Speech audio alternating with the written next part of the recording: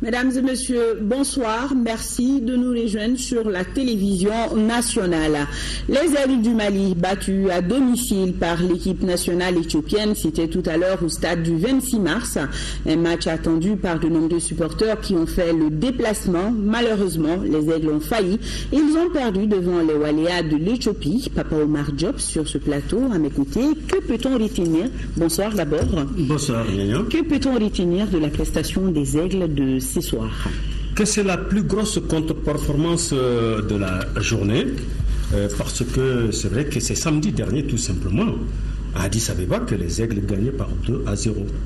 Et quelques jours après, comme si ce n'était pas le Mali et l'Éthiopie qui étaient face à face, nous avons pris du 3-2 face à l'Éthiopie, mais c'est une défaite qui s'explique, qui s'explique parce que nous avons mis trop de temps à trouver nos marques face à cette équipe d'Égypte, et généralement des équipes de ce genre-là qui viennent pour se défendre, il faut pouvoir leur planter un but assez tôt. C'est vrai, c'est les Aigles du Mali qui ont marqué le premier but par Bakary Sako sur une balle arrêtée, on va le voir tout à l'heure là, et c'était somptueux. C'était somptueux. Le gardien de but n'a pas esquissé un seul mouvement, mais vous avez vu, sur une des rares contre-attaques éthiopiennes, la défense malienne était quelque peu abonnée absent. Surtout ici, ce grand monsieur, un grand guerrier du football malien, Salif Koulibaly, qui a fait cette passe qui n'arrive pas jusqu'à Samassa et que les Éthiopiens interceptent très intelligemment. Et vous avez vu que Yatabaré était là pour égaliser 2-2. Nous pensions donc que le plus dur avait été fait. Avec 5 minutes d'arrêt de jeu, c'était les Éthiopiens qui étaient encore là. Ce coup franc qui va ricocher sur un défenseur ou sur un partenaire va aller tout droit, prenant à contre-pied Samassa. 3-2, c'est un mauvais résultat. Il ne faut pas jouer d'euphémisme, c'est une grosse contre-performance, mais cela s'explique encore une fois. Il ne faut pas jeter le bébé avec l'eau du bain. Nous avons assisté à une génération talentueuse qui a repris les rênes du football au Mali. Ils ont gagné il y a quelques jours 2-0. Nous avons applaudi des 4 mai. Cet après-midi, s'ils perdent, il faut tout simplement, sportivement, stoïquement, encaisser le coup. Encore que, si vous m'en posiez la question, je répondrai, les Aigles ont toutes leurs chances encore dans cette compétition. Ok. Il y avait 4 autres importants matchs sur le continent, Papa Omar Diop. Oui, des matchs très très importants, avec par exemple une défaite à Abidjan de la Côte d'Ivoire face à la RDC. Et c'est encore les éléphants de Côte d'Ivoire qui étaient allés gagner 2-0 samedi, et donc ils s'inclinent 4-3. Chez eux, hein? Oui, chez eux, à Abidjan. Nigeria-Soudan, 3-1 pour les Nigérians qui marquent vraiment pratiquement leur toute première victoire. Il n'y avait qu'un nul. L'Afrique du Sud et le Congo font nul 0-0. L'Algérie et le Malawi sont en train de jouer en ce moment. C'est un résultat qui va être importantissime pour notre groupe, parce que si d'aventure l'Algérie battait le Malawi, ceci n'est pas pour nous déplaire, parce que nous recevons une équipe algérienne ici déjà qualifiée qui n'aura pas appuyé sur la pédale, et ensuite nous recevrons une équipe malawite qui n'aura pas avancé d'un iota au-delà de ces 3 points. Le Burkina Faso et le Gabon ont fait nul à Ouagadougou cet après-midi 1-1. L'Angola a cartonné le Soto 4-0, et le Côte d'Ivoire RDC, on l'a dit, 4-3 pour les Congolais. Le Cameroun a fait l'essentiel en gagnant 2-0 face à la Sierra Leone. Le Ghana a eu une importante victoire 3-1 parce que son groupe est très très très serré, et donc les Togolais aussi ont battu par une victoire précieuse l'Ouganda 1-0. Les Ghanéens ont gagné par 3-1, les Togolais 1-0. La Zambie a battu le Niger par 3-0. Tunisie-Sénégal est en train de se jouer en ce moment. L'Égypte a battu le Botswana 2-0, et on vous l'a dit, au 28 mars, cet après-midi, l'Éthiopie est venue créer la sensation en gagnant par 3-2. Oui, malheureusement. Alors, est-ce qu'il reste dans le reste du calendrier, est-ce que les Aigles ont encore des chances de qualification pour cette CAN-là? Oui. Il n'y a pas, heureusement, dans la suite du calendrier, parce qu'en 5e journée, le 15 novembre, on va jouer contre le Malawi, et en dernière journée, on va jouer contre l'Algérie. Et ce sont les Aigles qui jouent. Ils n'ont pas besoin d'apprendre le résultat du match de quelqu'un d'autre. Il suffit qu'ils engrangent le maximum de points dans ces 2 rencontres. Le Malawi est notre adversaire direct maintenant. Ce n'est plus l'Algérie. Au départ, c'était l'Algérie qui était notre principal adversaire dans ce groupe, mais maintenant, c'est le Malawi, parce que l'Algérie est en train de s'acheminer allègrement vers ses 12 points, donc la qualification. C'est donc le prochain match, le 15 novembre à Lilongwe. Si les Maliens font un bon résultat, eux-mêmes auront assuré leur qualification. Sinon, en dernière journée, nous recevons l'Algérie ici. Disons donc qu'on n'a pas besoin de calcul si X gagnait, si l'autre faisait match nul. Tout notre avenir est dans nos jambes à nous-mêmes. C'est ça l'avantage. Gagnons et nous nous qualifierons. Et on peut garder espoir. Absolument. Il faut, et surtout, je vous le conseille. Donc nous allons garder le sourire. Merci Papa Oumar Diop. Et sur un tout autre chapitre, les 50 meilleurs élèves des lycées des académies d'enseignement de Bamako, Kati et Koulikoro, viennent de bénéficier d'une bourse de 5 000 francs CFA chacun. Cette bourse est un appui de l'ambassade de Chine au Mali. Les boursiers sont des enfants issus de familles à faible revenu. Parmi eux, il y a 4 sourds-muets de l'éducation spéciale. Le chèque a été remis cet après-midi au ministre de l'Éducation nationale, nous indique Boubacar Sissoko. Le développement d'un pays dépend fortement de la formation des ressources humaines de qualité.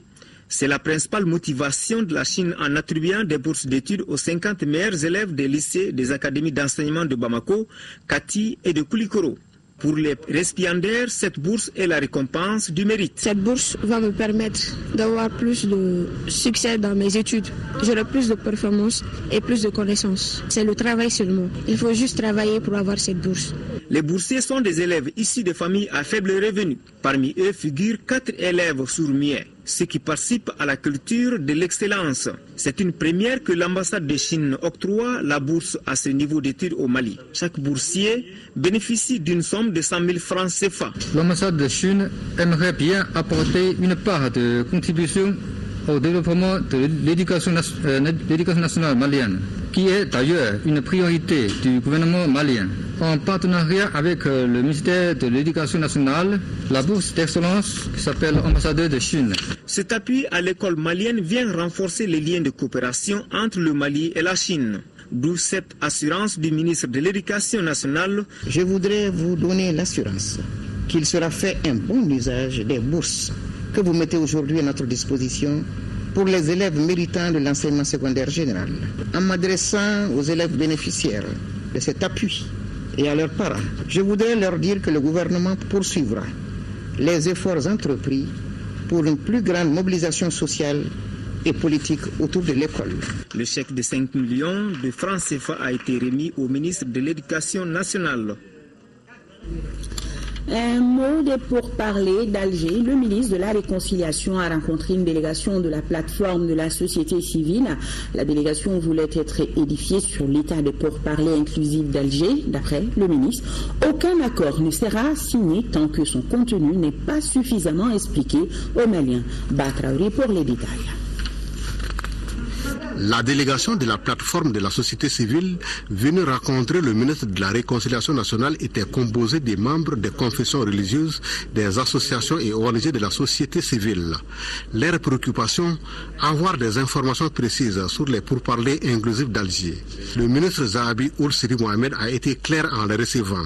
Pour le gouvernement, les choses sont claires. On a un processus qui est en cours, un processus de négociation qui est balisé par des documents comme l'accord de Ouaga, la feuille de route avec des principes, et le caractère inclusif de ce dialogue aussi est respecté avec les écoutes qui ont eu lieu à Alger.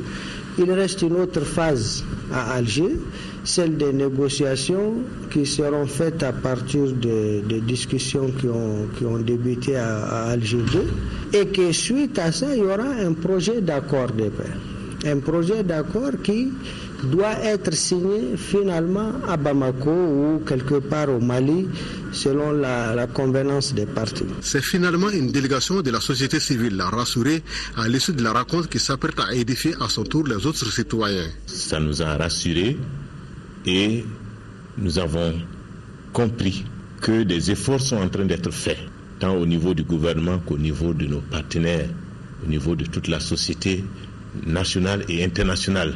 Et nous continuerons d'espérer que notre volonté, les besoins de la société malienne seront pris en compte dans ces négociations pour qu'une paix véritable revienne dans notre pays. La rencontre s'inscrit dans le cadre des contacts initiés par la société civile pour ramener la paix dans notre pays. Toujours dans le même cadre, la plateforme de la société civile a rencontré l'ambassadeur de l'Union européenne, l'avenir du Mali, au cœur de la rencontre. Les responsables de la plateforme ont aussi remis une copie de leur mémorandum à l'ambassadeur de l'Union européenne. Moussa Fane, reportage. L'objectif de cette rencontre de la plateforme de la société civile avec l'ambassadeur de l'Union européenne au Mali était d'échanger sur les négociations à Alger entre le gouvernement et les groupes armés du nord du Mali. Il a aussi été question de l'accompagnement de l'Union pour le bon déroulement des négociations. Bien, on a rencontré la plateforme de la société civile, les religieux, spirituels, pour échanger sur la situation du pays, sur les questions de paix, de vivre ensemble, de progrès, pour discuter les perspectives et le support de l'Union européenne pour ce qui se passe à Alger, mais on ne s'est pas limité à Alger, on a parlé du support de l'Union européenne au Mali actuellement et qu'est-ce que sont nos idées pour l'avenir.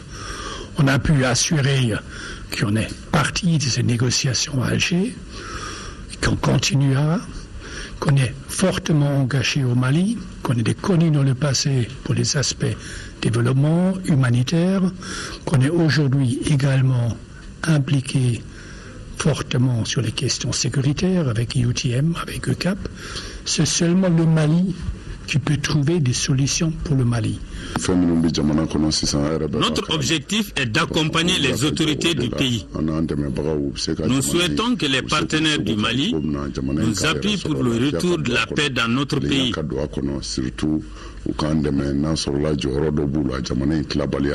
Pour les responsables de la société civile, les différentes rencontres visent à accélérer l'instauration de la stabilité dans notre pays et la sauvegarde de l'unité nationale. La plateforme entend rester fidèle à la devise du Mali. Un peuple, un but, une foi. Parlons de paix encore. À Caille, plusieurs associations ont marché ce mardi pour manifester contre toute idée de division du pays. La marche a débuté de la place d'Ouji jusqu'au gouvernorat où les manifestants ont remis au chef de l'exécutif régional leur déclaration. Kansoutou Kanouté, compte rendu. Escortés par la police, les membres de la coordination régionale des jeunes, appuyés par plusieurs associations et élèves, ont marché de la Bougie en traversant le quartier Plateau jusqu'au gouvernorat pour dire non avec la dernière énergie à toute volonté d'autonomie, de fédéralisme ou d'indépendance. Ils ont marché pacifiquement en scandant. À leur arrivée au gouvernorat, où les attendait le chef de l'exécutif régional et ses collaborateurs, tous ont d'abord chanté l'hymne national du Mali avant de procéder à la lecture de leur déclaration. La coordination de la jeunesse de Caille recommande aux différentes parties dans les négociations d'Alger de privilégier la recherche d'une solution pacifique et définitive garantissant l'unité nationale, la laïcité et l'intégrité territoriale du Mali, pluriel et démocratique. Nous demandons également l'implication des autorités coutumières, les organisations féminines et la jeunesse dans le processus de négociation. Le colonel Salif Traoré a invité les jeunes à être patients tout en leur promettant de remettre leur déclaration acquis de droit. J'apprécie que vous soyez vigilants, mais sachez que le processus de négociation demande un peu de temps et il vous faut faire confiance à votre gouvernement. Vous êtes là aujourd'hui pour soutenir le gouvernement, donc faites-lui confiance, ne soyez pas trop pressés. Nous avons ce communiqué de report. Le ministre de la décentralisation et de la ville, Ousmane Sy, informe les acteurs de la société civile invités à l'atelier d'échange sur les orientations stratégiques de la décentralisation et de la politique de la ville, prévu demain, jeudi 16 octobre 2014, au gouvernorat du district de Bamako, que la dite rencontre est reportée à une date ultérieure qui leur sera communiquée au moment opportun. 22 entreprises vont soutenir le développement du Mali. L'initiative est de l'Agence française pour le développement international à travers UBI France. Le président de son conseil d'administration était face aux journalistes aujourd'hui pour échanger sur les enjeux et les perspectives de la présence de ces entreprises françaises dans notre pays. Les détails, c'est avec nous, Sissoko. Les 22 entreprises françaises en quête de marché au Mali sont actives dans les secteurs de l'eau et de l'assainissement, de la construction, de l'énergie, de l'agroéquipement, des technologies de l'information et de la communication, de la défense, de la santé, entre autres. Que les entreprises françaises sont là pour la durée. Ces entreprises françaises, elles vont se montrer raisonnables en matière de bénéfices. Elles vont se montrer raisonnables. Elles vont bien sûr rentrer dans leurs frais. Elles vont bien sûr un bénéfice.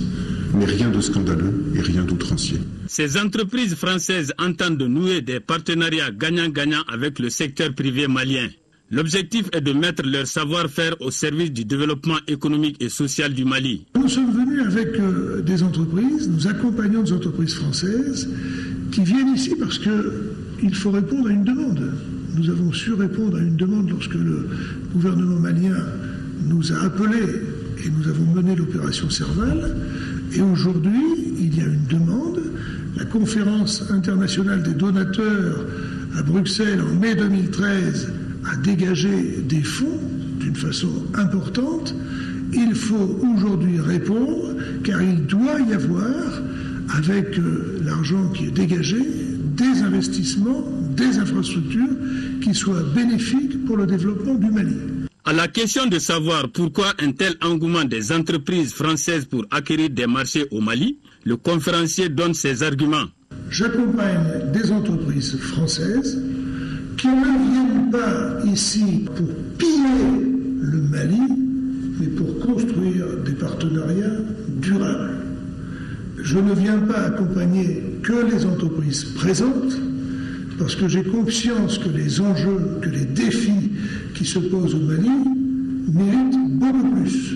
Outre la reconstruction et le développement économique, les entreprises françaises comptent participer à la recherche d'une paix durable et à la consolidation de la démocratie au Mali, selon le président du conseil d'administration d'UBI France.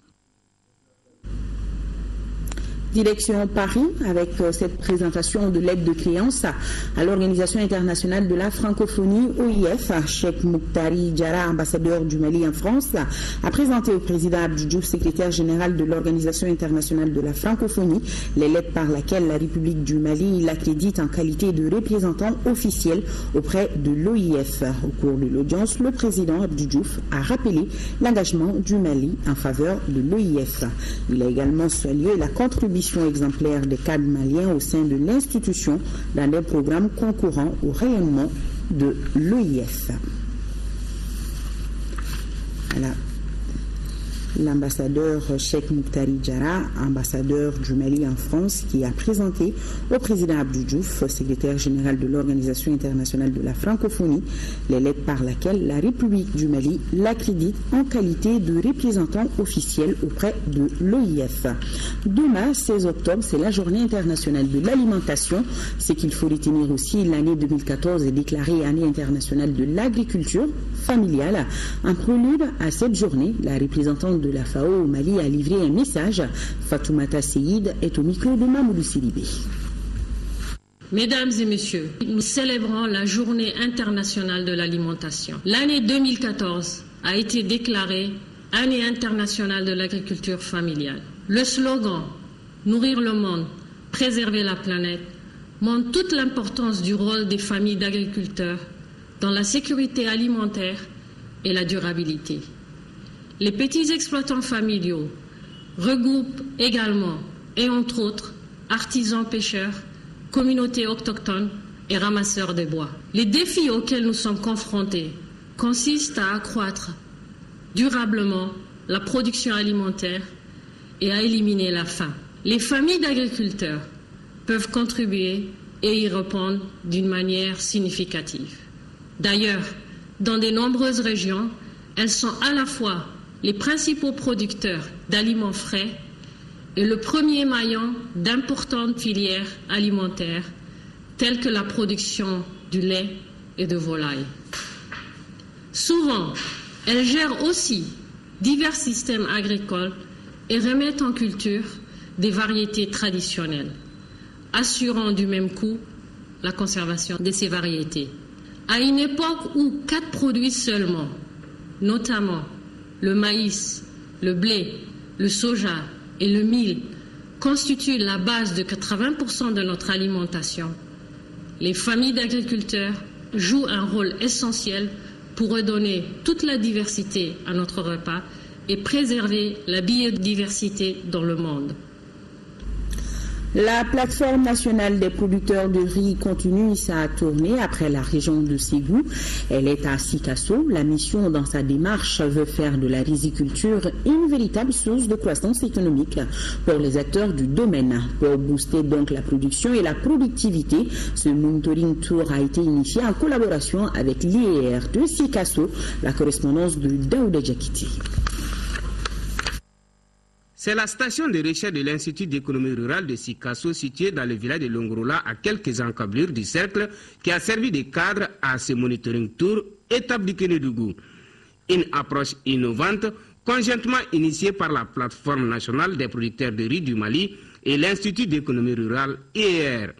Nous avons voulu cette mission, c'est de pouvoir lier un lien fort avec la recherche à travers le WAP et pour pouvoir en tout cas connaître les différents résultats de la recherche qui sont mis à la disposition des paysans qu'on ignore. Plus de 245 variétés de riz sont en expérimentation sur des dizaines de parcelles dont les rendements sont estimés à environ 6 tonnes à l'hectare pour un cycle de 120 jours. Tout ce qui est technologie en matière de riz, de riziculture, que ce soit les variétés, que ce soit les paquets technologiques concernant la fertilisation, que ce soit la mécanisation, tout ceci provient de l'IER. Une visite de terrain jugée enrichissante par les acteurs impliqués. Nous avons fait la remarque que leur façon de produire est carrément différente. Nous trouvons qu'il y a beaucoup d'avantages dans la façon des chercheurs. La visite nous a permis également de beaucoup nous enrichir de ce qu'on ignorait jusque-là. La rencontre de synthèse qui a bouclé le monitoring tour dans le Kénédougou aura permis à la cinquantaine de riziculteurs et chercheurs d'analyser les défis et de formuler des recommandations pour faire de la riziculture une véritable source de croissance économique et un puissant moyen pour l'atteinte de l'autosuffisance alimentaire. 700 tonnes de céréales pour 6300 bénéficiaires de la commune urbaine de Goundam. C'est le don offert par le gouvernement malien à travers le commissariat à la sécurité alimentaire. La valeur du don est estimée à près de 140 millions de francs CFA. ORTN Tombouctou, Al-Mouzer, Al-Kamissa, Yatara. Environ 700 tonnes de céréales pour une valeur de près de 140 millions. C'est le don offert par le gouvernement malien à travers le commissariat à la sécurité alimentaire. Il est destiné à 6300 bénéficiaires de la commune urbaine de Goundam. L'ONG Taoussa et son partenaire, l'ONG Ahmad Pelkod, viennent de procéder à la distribution. La deuxième tranche coïncide aujourd'hui avec la période de récolte, mais malheureusement il n'y a pas de récolte. Les récoltes de cette année, c'est le mil que vient de donner le commissariat. Donc il s'agit de trouver des alternatives pour sauver la population. Un travail bien ordonné, à notre convenance, aussi la destination des produits aux populations ciblées. Les plus pauvres, les démunis, les personnes âgées, les enfants en situation difficile. Donc, surtout ceux qui nous demandent notre partenaire, la sécurité alimentaire. Cette opération a pour objectif d'apporter une assistance aux populations les plus démunies. Les bénéficiaires et les autorités locales ont salué ces gestes humanitaires. Vraiment, l'ONG veut que les bénéficiaires, c'est-à-dire ceux qui ont été destinés aux bénéficiaires, vont directement dans la case du bénéficiaire. Et c'est ce qui s'est passé. Et donc à travers ça, moi en tout cas, en tant que chef de quartier, je suis vraiment satisfait. La démarche de l'ONG est vraiment louable. Elle est louable et elle est méthodique. Méthodique parce que l'ONG s'est campée au respect strict et intégral des clauses contractuelles qui les lient à l'État malien. Cette distribution gratuite des céréales concerne les personnes âgées, les orphelins du centre Fatou Bouda et 11 quartiers de Goundam. Conférence, débat autour de la faim invisible et le rapport de l'indice de la faim dans le monde, animé par 3 ONG, les défis liés à la faim invisible cas du Mali, largement débattus au cours de cette rencontre. Fatoumata Kodé nous en parle. L'indice de la faim au monde, c'est un rapport de 55 pages qui décrit la faim et la sous-alimentation dans tous les pays du globe. Une étude réalisée par 3 ONG internationales. Il s'agit de Wells Hunger Inf, Acted et Helvetas Mali. À travers cette étude, il est clairement montré que le niveau de la faim au monde demeure très élevé dans les pays en voie de développement. C'est pourquoi l'implication des autorités s'avère nécessaire. Il y a toujours plusieurs facteurs qui jouent un rôle. C'est à mon avis surtout la politique de gouvernement dans le pays donné, parce qu'on voit par exemple, il était mentionné au Ghana, c'est maintenant disons parmi les 10 pays où ça s'est amélioré. Ils ajoutent à cela aussi, disons, la politique de bailleurs de fonds. Je crois dans le passé, ils ont tous un peu négligé le secteur de l'agriculture, la production. Après la présentation du rapport, les responsables des ONG ont pu suivre une conférence débat sur les défis liés à la faim invisible, cas du Mali. La personne n'est pas trop maigre, mais cette personne a des déficits dans son corps en différents éléments. Nous disons qu'on n'a pas assez de vitamines dans notre alimentation ou autre chose. Il y a un classement qui concerne beaucoup de pays en développement. Ces pays sont classés suivant à travers 3 indicateurs, à travers la mortalité des enfants de moins de 5 ans, à travers le pourcentage des personnes sous-alimentées dans le pays, à travers aussi le pourcentage de l'insuffisance pondérale dans le pays. Donc cette classification a permis de situer le Mali dans les pays qui ont une situation grave. Et si on voit les différentes statistiques, on se rend compte qu'il y a encore beaucoup de déficits qu'il faut corriger. C'est la première fois que ce rapport est présenté au Mali à travers l'Alliance 2015 qui regroupe plusieurs ONG internationales. La Direction nationale du commerce et de la concurrence est restée sur le qui-vive dans la commune de Kati. Près de 30 tonnes de produits alimentaires périmés ont été incinérés ce mardi par la dite direction. Nous Sissoko nous signale que la valeur des marchandises est estimée à plus de 40 millions de francs CFA. Ces produits périmés, 30 tonnes environ, incinérés par la Direction nationale du commerce et de la concurrence, se composent de bouillon de sauce, d'huile alimentaire, de lait, de conserve, de thé, de boissons, entre autres. La valeur des denrées est évaluée à plus de 40 millions de francs CFA. Les équipes de la Direction nationale du commerce et de la concurrence ont saisi dans les magasins et sur le marché une quantité importante de produits dont les dates de péremption sont largement dépassées. Des fortes amendes ont été infligées aux contrevenants. Tout celui qui va encore récidiver, il peut se trouver devant les tribunaux. Le contrôle des produits de consommation est l'une des missions dévolues à la Direction nationale du commerce et de la concurrence. Il s'agit de sauvegarder la santé des citoyens. Le consommateur a le droit d'être protégé. Il a droit à accéder à des produits sains, nonobstant la libéralisation du commerce. Le directeur national du commerce et de la concurrence en appelle à la vigilance des consommateurs d'une part, et d'autre part invite les opérateurs économiques à respecter les règles d'éthique. Les opérateurs économiques qui se livrent à des pratiques de ce genre doivent éviter d'importer des produits pour nuire à la santé de la population.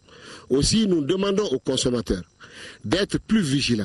Lorsqu'on leur propose des produits, ils n'ont qu'à être attentifs sur les dates de péremption, parce qu'il arrive même que des opérateurs malveillants transforment les dates de péremption.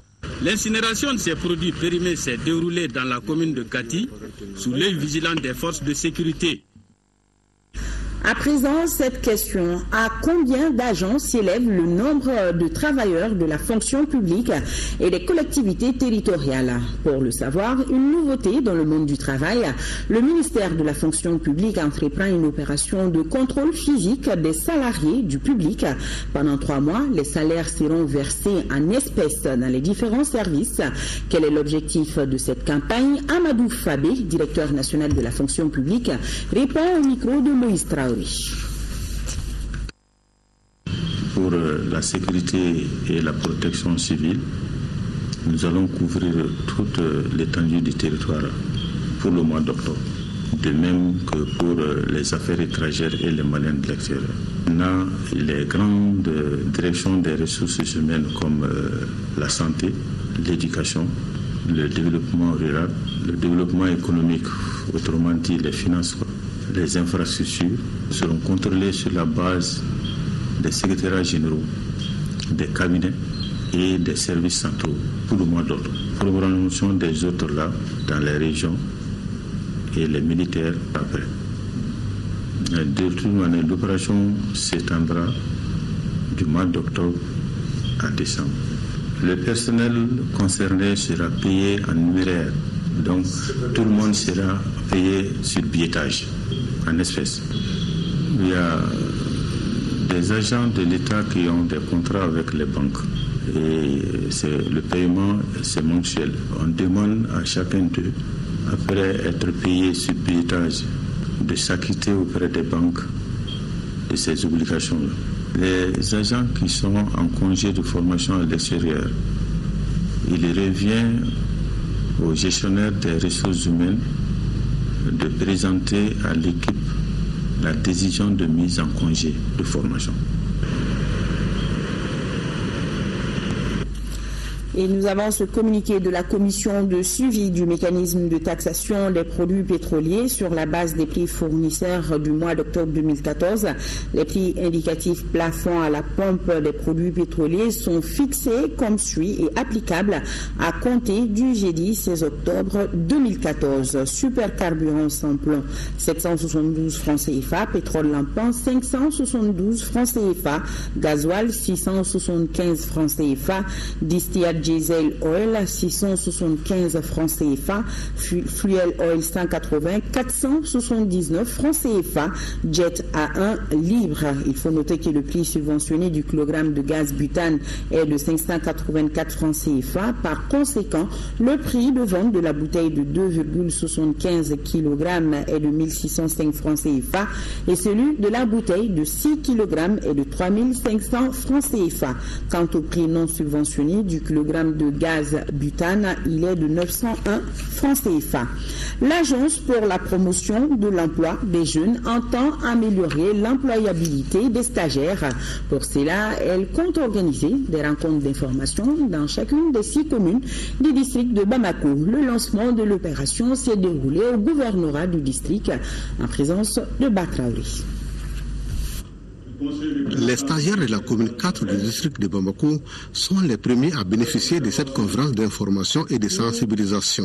La même rencontre d'explication des rôles du stage de formation professionnelle sera organisée dans chacune des 6 communes du district de Bamako. Nous voulons informer à travers cette activité, informer et sensibiliser l'ensemble des jeunes du district et sur le rôle et la place du stage de formation professionnelle qu'on appelle ex-volontariat dans l'insertion socio-professionnelle des jeunes. Cette activité initiée par la direction de l'Agence pour la promotion de l'emploi des jeunes doit contribuer à l'amélioration de l'employabilité des stagiaires. En plaçant l'événement dans son contexte, il traduit la volonté et l'engagement de nos plus hautes autorités qui ont fixé comme objectif d'offrir aux jeunes maliens des possibilités de se familiariser avec les contraintes et les réalités de l'administration publique, mais aussi d'acquérir une première expérience professionnelle par le biais du stage de qualification professionnelle. Mieux, il faut saluer l'adhésion effective des principaux acteurs économiques et sociaux du Mali qui accompagnent l'APEJ à travers un partenariat actif pour la promotion de l'emploi des jeunes. Le président du comité régional des stages a, en outre, invité les structures d'accueil à un meilleur encadrement des stagiaires. Stop au travail des enfants. Le monde se mobilise à Ségou. Ils étaient 80 participants venus de tous les continents pour dégager des stratégies et une meilleure formulation de l'éducation, surtout au niveau des écoles coraniques. Kandesila nous en dit plus. Initiative conjointe coordonnée par l'ONG AIVOS des Pays-Bas et mise en œuvre avec des organisations partenaires du monde, dont ENDA au Mali, la campagne internationale Stop au travail des enfants, dont Ségou a l'honneur d'abriter, vise à éliminer toute forme de travail des enfants et assurer une éducation formelle à plein temps et de qualité à partir des zones cibles. Durant 3 jours de travaux, 80 participants venus de tous les continents ont échangé sur le concept zone libre de tout travail d'enfants et son application dans plusieurs contextes. Moi, je pense qu'on a eu une très bonne réunion de lancement de ce projet-là. Et au cours de nos discussions et de nos visites de terrain, on est sorti avec de très bonnes impressions. Et tous les pays se sont engagés à reproduire le processus. À l'issue des travaux, plusieurs recommandations ont été formulées par les participants, dont une meilleure implication des autorités dans la formalisation de l'éducation, surtout au niveau de l'école coranique, et l'appropriation du concept par les communautés. C'est le lieu de vous rassurer de l'engagement total de toutes les autorités administratives et politiques de la région et du pays, de transmettre et d'appliquer les recommandations auxquelles vous êtes parvenus.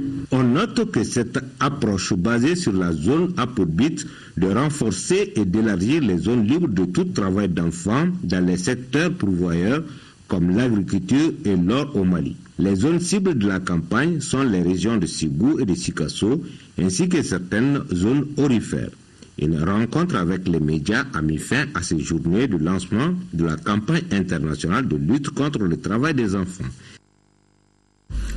Nous sommes en octobre, mois de la solidarité. Les activités continuent et ce soir, c'est le directeur général de l'ERTM, Balidrissa Sissoko, qui vient d'être honoré par l'Union malienne des aveugles. Il a reçu ce matin la canne blanche, un témoignage des nombreux efforts déployés par l'ERTM en leur attention. Le reportage de Abdraman Maïga. Pour cette année 2014, la tradition a été une fois de plus respectée par l'Union malienne des aveugles. C'est le tour du directeur général de l'Office des radiodiffusions télévision du Mali, ORTM, de recevoir la canne blanche, un symbole qui traduit l'engagement de l'ORTM à la promotion des personnes handicapées et plus spécifiquement les handicapés visuels. Il s'agissait à travers cette remise de lui témoigner toute la reconnaissance des handicapés visuels en cette journée internationale de la canne blanche. L'ORTM a joué et continue de jouer un grand rôle dans le domaine de la sensibilisation et de l'information de nos concitoyens sur la vie des personnes handicapées. En 1982, nous avons eu une émission Tribune de la solidarité à l'ORTM qui est devenue Espace Solidarité en 1992, qui nous permet d'échanger entre nous et de relayer l'ensemble des messages des personnes handicapées, des groupes vulnérables en général, pour que nous puissions être entendus. Instituée en 1969 par l'ONU, la Journée internationale de la canne blanche s'est vue une occasion pour attirer l'attention du public sur la situation des handicapés visuels dans la circulation. C'est fort de cette conviction que le directeur général de l'ORTM, en recevant cette canne, a promis aux donateurs de multiplier les initiatives en leur faveur, et cela à travers des actions qui permettent une meilleure sensibilisation du public malien pour leur cause. Dans le cadre de sa mission de service public, l'ORTM, à travers ses différentes émissions, s'est efforcé de cultiver l'amour et la solidarité chez nos concitoyens, à les sensibiliser pour les amener à accorder l'assistance et la considération dont les personnes handicapées ont besoin. Pour le cas spécifique de nos parents non-voyants, nous renouvelons notre engagement à faire davantage pour que la canne blanche et sa symbolique soient bien comprises de nos concitoyens à travers nos émissions et nos micro-programmes. La cérémonie a également permis au département de l'action humanitaire, de la solidarité et des personnes âgées de venir en aide à l'Union malienne des aveugles. Le don se compose de matériel informatique et des rames en braille. Voilà, félicitations au directeur. Et nous avons ce communiqué. Le président du Comité national de l'égal accès aux médias d'État invite les candidats et les représentants des partis politiques dont les noms suivent à se présenter au siège de l'organe demain jeudi 16 octobre 2014 pour l'enregistrement de leur message de campagne. 9h, Mamadou Balo, Asma, CFP. 9h30, Mamadou Doumbia, PDS. Et après ce journal, vous pourrez suivre les messages de campagne des candidats des partis CODEM et UDD. Un saut dans l'histoire. Voilà de cela 700 ans que l'empereur du Mali, Mandé Boukari, dit Aboubakari II, a foulé le continent américain, précisément au XVe siècle. Les activités commémorant cette date anniversaire du voyage d'exploration de l'empereur du Mali ont débuté ce week-end au centre Djoliba, organisé par l'université Mandé Boukari. Cette célébration a commencé par une conférence débat. Al-Jumatina nous en parle. Complexe scolaire Mandé Boukari commémore cette année le 60e anniversaire du voyage d'exploration de l'empereur du Mali Mandé Boukari dit Aboubakari II. Et c'est par une conférence débat que cette célébration a commencé.